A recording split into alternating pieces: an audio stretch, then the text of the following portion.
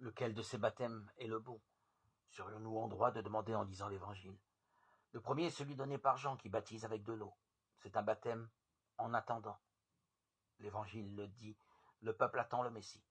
Selon la prophétie d'Isaïe, il doit aplanir les chemins rocailleux afin de faciliter la venue du Messie, comme on le fait lors de la visite d'un personnage important, en remettant en état les infrastructures. Pour ce faire, les disciples de Jean-Baptiste doivent vivre pauvrement et pratiquer la justice. Le baptême qu'ils reçoivent en est le signe. Puis Jean-Baptiste évoque un baptême dans l'Esprit Saint sous le signe du feu. L'identité de celui qui baptise change. Jésus n'est pas nommé, mais celui qui vient est plus fort que Jean, et il baptise dans l'Esprit Saint et le feu. On en conclut qu'il s'agit du Messie véritable. L'Évangile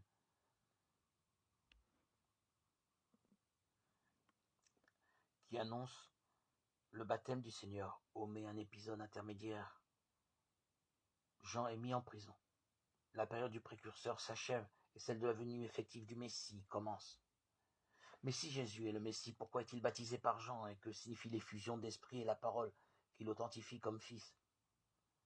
Cet épisode montre que la révélation n'est pas abstraite. La colombe et la voix qui descendent du ciel attestent d'une relation personnelle et filiale.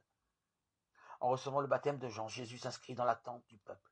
En accueillant l'attestation de son identité, Jésus ne devient plus fils, il est de toute éternité. Mais il nous est révélé comme oint de Dieu, celui qui porte le signe messianique de l'onction spirituelle. Pour nous, le baptême est à la fois attente du bonheur que nous espérons et renaissance, pour vivre dans le temps présent de manière raisonnable, avec justice et piété.